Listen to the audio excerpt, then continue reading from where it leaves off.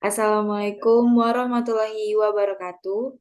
Selamat sore, izin memperkenalkan diri. Nama saya Nikoma Ayu Indriani dengan NPM 221605111 dari kelas A dan dari kelompok ganjil. Di sini saya akan mempresentasikan resume materi manajemen marketing dengan dosen pengampu Bapak Supriyatin Ali, SOS MSc.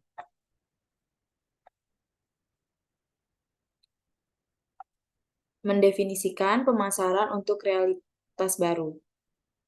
Pemasaran. Pengertian pemasaran adalah aktivitas, serangkaian institusi, dan proses untuk menciptakan, mengkomunikasikan, menyampaikan, dan bertukar penawaran yang memiliki nilai bagi pelanggan, klien, mitra, dan masyarakat pada umumnya. Definisi pemasaran adalah memenuhi kebutuhan secara menguntungkan. Idealnya, pemasaran harus menghasilkan pelanggan yang siap membeli. Sedangkan pemasar adalah seseorang yang mencari tanggapan, perhatian, pembelian, suara, sumbangan dari pihak lain yang disebut prospek. Lalu apa saja kegiatan pemasaran itu? Yang pertama, pemahaman yang baik, memilih orang atau organisasi yang baik, mengembangkan produk, harga produk, dan penyampaian pesan pemasaran. Dan tujuan pemasaran adalah tentang memuaskan kebutuhan komponen bauran pemasaran yang terdiri dari 4P, yaitu produk, price, promotion, dan place. Adapun nilai pemasaran ada dua. Yang pertama, pengambilan keputusan pemasaran dan memenangkan pemasaran. Konsep pemasaran inti ada tiga. Yang pertama, media dibayar, dimiliki, dan diperoleh. Contohnya seperti Chipotle, yaitu untuk mengurangi pengeluaran media berbayar. Yang kedua, nilai dan kepuasan, yaitu memberikan manfaat, kualitas, layanan, dan harga yang ditawarkan. Yang ketiga ada rantai pasokan, yaitu saluran yang membentang bahan mentah ke komponen akhir hingga ke pembeli akhir. Lalu, apa saja yang dapat dipasarkan? Yang pertama ada barang dan jasa konsumen, yang kedua barang dan jasa bisnis ke bisnis, yang ketiga pemasaran nirlaba, dan yang keempat pemasaran ide, tempat, dan orang. Lalu saluran pemasaran itu ada tiga. Yang pertama saluran komunikasi, distribusi, dan pelayanan. Dan juga ada situs web dan media lain seperti email dan iklan. Pemasaran dalam praktek. Yang pertama ada saldo praktek. Pemasar harus menyeimbangkan pengeluaran yang meningkat untuk iklan pencarian, media sosial, email, dan pesan teks dengan pengeluaran yang sesuai untuk komunikasi pemasaran tradisional.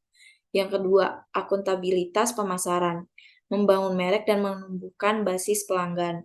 Yang ketiga, ada pemasaran dalam organisasi. Kerja tim antar departemen yang mencakup pemasar diperlukan untuk mengelola proses utama seperti inovasi produk, pengembangan bisnis baru, akuisisi dan retensi pelanggan, dan pemenuhan pesanan.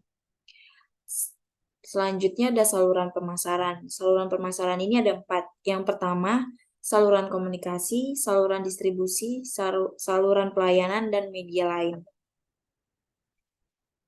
Selanjutnya ada realitas pemasaran baru ini ada 3. Yang pertama, globalisasi, yang kedua, tanggung jawab sosial, dan yang ketiga, teknologi.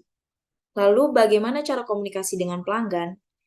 Cara komunikasi dengan pelanggan itu ada 3. Yang pertama, tayangan dan keterlibatan, nilai dan kepuasan, serta persaingan. Selanjutnya, pemasaran menciptakan utilitas itu ada 4. Yang pertama, utilitas bentuk, yang kedua, utilitas tempat, yang ketiga, utilitas waktu, dan yang terakhir, utilitas kepemilikan. Kemudian ada tujuan manajemen pemasaran. Yang pertama itu mengembangkan strategi dan rencana pemasaran. Yang kedua, menangkap wawasan pemasaran. Ketiga, terhubung dengan pelanggan. 4, membangun merek yang kuat. 5, menciptakan nilai. 6, menyampaikan nilai. Yang ketujuh, nilai komunikasi. Dan yang ke-8, melakukan pemasaran bertanggung jawab untuk jangka panjang kesuksesan. Lalu, apa itu pasar? Secara tradisional, pasar adalah tempat fisik di mana pembeli dan penjual berkumpul untuk membeli dan menjual barang-barang. 4 pasar pelanggan utama adalah konsumen, bisnis global, dan nirlaba. Selanjutnya ada pasar yang berubah secara dramatis. Yang pertama itu kapabilitas konsumen baru, yang kedua saluran yang berubah, dan yang terakhir persaingan yang tertinggi. Selanjutnya ada orientasi perusahaan terhadap pasar. Yang pertama, konsep produk, yang kedua konsep penjualan, yang ketiga konsep pemasaran, dan yang keempat konsep pemasaran holistik. Cukup sekian presentasi saya tentang manajemen marketing. Saya mohon maaf apabila ada kata-kata yang kurang jelas dan kurang berkenan. Saya akhiri. Wassalamualaikum warahmatullahi wabarakatuh dan selamat sore.